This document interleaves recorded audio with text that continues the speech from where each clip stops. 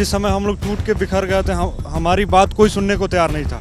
उस समय इन लोगों ने हमारी हाथ थामी। जिस तरह से हम सभी को धक्के मार के भगाया जा रहा था वहाँ से, हम सभी युवा काफ़ी परेशान थे। 3-4 साल से दर-दर की ठोकरें खा रहे, तो कोई सुनने को तैयार नहीं था। जुमलों से और मन की बात करने से एक अकेला सब पे भारी नहीं हो सकता है। बीजेपी आरएसएस के पास एक भी तर्क नहीं था वो ये कह सके कि ये एक अच्छी योजना है। सड़क पे भी इन लोगों ने साथ दिया, संसद में भी साथ दिया, और तीसरा कोर्ट में भी हमारा केस इन लोगों ने लगाया और वहाँ भी हमारा साथ दिया। अभी कोर्ट में केस चल रहा है। नमस्कार, बहुत स्वागत है आप सभी का। लोकसभा चुनाव 2024 के परिणाम आ चुके हैं और ये जो परिणाम है ये लोकतंत्र को बचाने का परिणाम है, संविधान को बचाने का परिणाम है।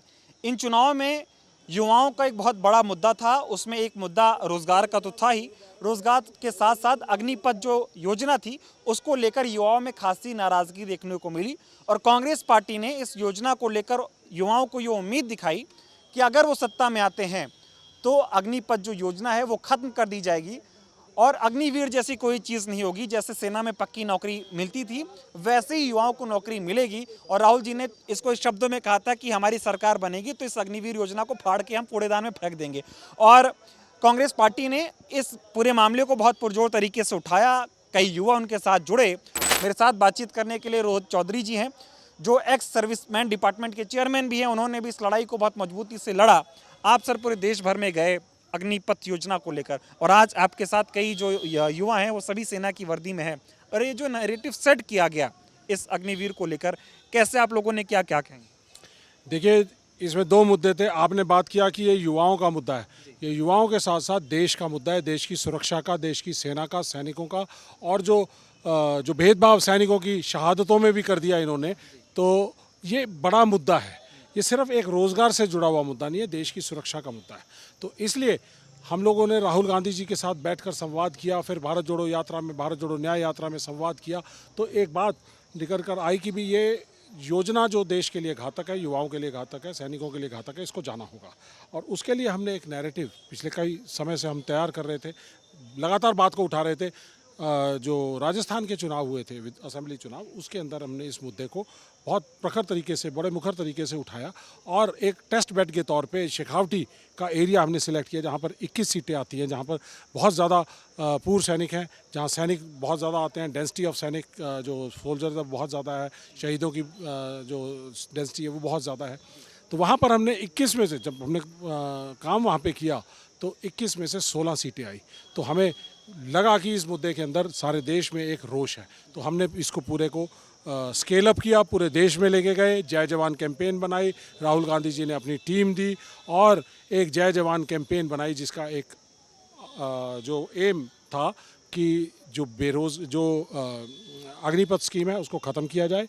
बेरोज़गार युवक जो हमारे बेरोज़गार कर दिए गए हैं 2019 और 22 के दौरान, जो 1.5 लाख बच्चे जो सिलेक्टेड थे उनको अग्निपथ लाने की आड़ के अंदर उनको बेरोज़गार कर दिया गया है। उनको भर्ती प्रक्रिया को उसको पूरा किया जाए और अग्निवीरों को रेगुलर किया जाए और पुरानी भर्ती प्रक्रिया को लागू किया जाए। तो वो लगातार सस्टेन्ड कैंपेन थी।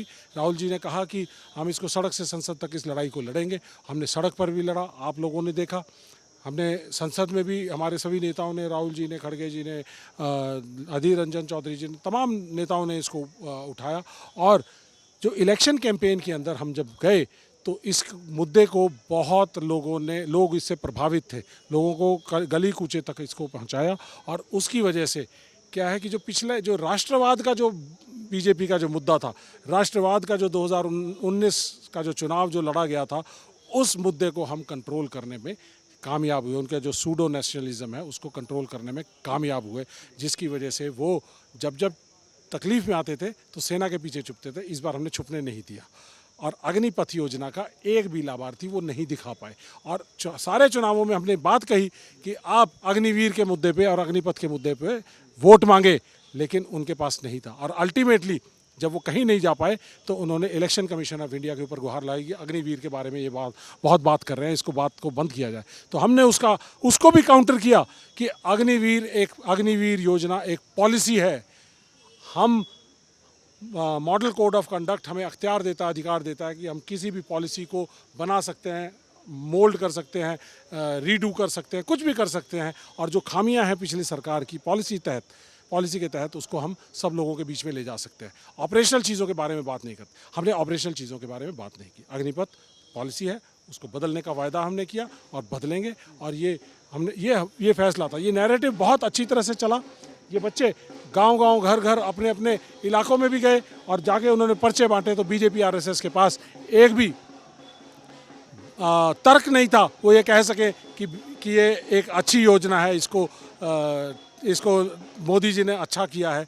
तो इसलिए ये योजना इतना बड़ा मुद्दा, नेशनल मुद्दा बना है। हमारे शीर्ष नेतृत्व का मैं धन्यवाद करना चाहूँगा कि सब जगह इस मुद्दे को उठाया, मुद्दा बना और इसको हम सब तक कामयाबी के तौर पे ले जा सके।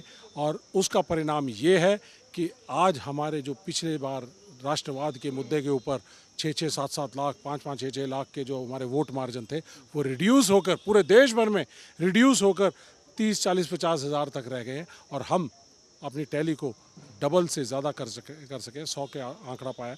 और मोदी जी संविधान बचाने, अग्निपथ योजना के वजह से संविधान की जो हम लड़ाई लड़ रहे थे, गारंटियों के साथ जो लड़ाई लड़ रहे थे, उनको साथ में रख के मोदी जी उसको डिफेंड नहीं कर पाए। और आज वो 240-45 तक वो लचर कहीं खड़े हुए हैं और सरकार के लिए गुहार लगा रहे हैं। कभी नीतीश जी को फ़ोन कर रहे हैं, कभी किसी और को फ़ोन कर रहे हैं, अरे भाई छोड़ के मत चले जाना, लेकिन कोई उनके साथ देने को तैयार नहीं। आज उनका अनटचेबल बन गए हैं प्रधानमंत्री मोदी। एक तरफ मोदी जी कहते थे एक अकेला सब पर भारी है, लेकिन देश में जो युवाओं के अंदर गुस्सा था, या चाहे अग्निवीर की बात करें, नौकरियां नहीं मिल रही थी, इन मुद्दों की वजह से अब एक अकेला इतना लाचार हो गया है कि उसको एक अकेले बहुमत नहीं मिल पाई। देखिए, ऐसा है, जुमलों से और मन की बात करने से एक अकेला सब पे भारी नहीं हो सकता है। लोगों की बात सुनने से, लोगों के बीच जाने से, जिस तरह से हमारे जननायक राहुल गांधी जी लोगों के बीच गए हैं, उन्होंने 4000 किलोमीटर की एक भारत जोड़ो यात्रा की, फिर 6700 किलोमीटर की एक और न्याय यात्रा की, लोगों के बीच गए हैं, लोगों के बीच जाकर उनसे संवाद किया, उनकी आवाज़ सुनी। और उसी आवाज़ को सुनकर जो पाथ ब्रेकिंग हमारा मैनिफेस्टो, जिसको न्याय पत्र नाम दिया गया, वो बनाया गया। तो लोगों की आवाज़ थी, लोगों की आत्मा को सुना, लोगों की आवाज़ को सुना, और वो लोग सारे उसके साथ गए। और आज उन्होंने मोदी जी के ऊपर विश्वास करना बंद कर दिया, मोदी जी के जुमलों के ऊपर विश्वास करना बंद कर दिया। ये चुनाव, मैं अगर एक सिंगल आदमी को अगर इसका क्रेडिट देना चाहूँ तो वो राहुल गांधी जी हैं, जिन्होंने पूरे देश के नागरिकों को जोड़ने का काम किया, अग्निवीर जैसी समस्या को समझा, इन युवाओं की समस्याओं को समझा, युवाओं के रोज़गार की समस्याओं को समझा, महिलाओं की समस्याओं को समझा, और ये भी माना कि महिलाएं हमारा 50% का साथ हैं और उनको रोज़गार के, एक फैमिली के हेड को, लेडी को 1 लाख रुपया देना ज़रूरी है, क्योंकि वो मल्टीपल काम करते हैं। तो इसलिए ये जब ऐसी चीज़ें निकल कर आती हैं तो भी एक जननायक पैदा होता है। राहुल गांधी जी जननायक है, मोदी जी जुमलेबाजी के जननायक थे। 10 साल अपनी काठ की हांडी चढ़ा गए और आज नागरिकों ने काठ की हांडी उतार कर वापस गुजरात के लिए पैक कर दे दी है। Thank you very much. बहुत धन्यवाद। तो एक मैं युवाओं से ही बात करना चाहूँगा, आप आइए, थोड़ा आपसे मैं बात करूँगा। जिस तरह से कांग्रेस पार्टी ने और राहुल जी ने, चाहे सर की बात करें, आप लोगों के साथ मिलके जो अग्निवीरों को लेकर एक नैरेटिव सेट किया कि भाई युवा अगर देश 4 साल की नौकरी करेगा तो उसको क्या ही हासिल होगा, यहाँ तक कि शहीद का दर्जा भी नहीं दिया जा रहा है, इसको आप लोग कैसे देखते हैं? और जो जनादेश आया है, जिस तरह का रिजल्ट आ रहा है, इसको युवा कैसे देख रहे हैं? सर, सबसे पहले तो मैं कर्नल रोहित सर को और राहुल गांधी जी को दिल से धन्यवाद देता हूँ, क्योंकि सर जिस समय हम लोग टूट के बिखर गए थे, हमारी बात कोई सुनने को तैयार नहीं था, उस समय इन लोगों ने हमारी हाथ थामी। और जिस तरह से हम सभी को धक्के मार कर भगाया जा रहा था वहाँ से, हम सभी युवा काफ़ी परेशान थे। 3-4 साल से दर की ठोकरें खा रहे, तो कोई सुनने को तैयार नहीं था। इन लोगों ने वादा किया कि सड़क से लेकर संसद तक आप सभी युवाओं का साथ देंगे, और सड़क पे भी इन लोगों ने साथ दिया, संसद में भी साथ दिया, और तीसरा कोर्ट में भी हमारा केस इन लोगों ने लगाया और वहाँ भी हमारा साथ दिया। अभी कोर्ट में केस चल रहा है।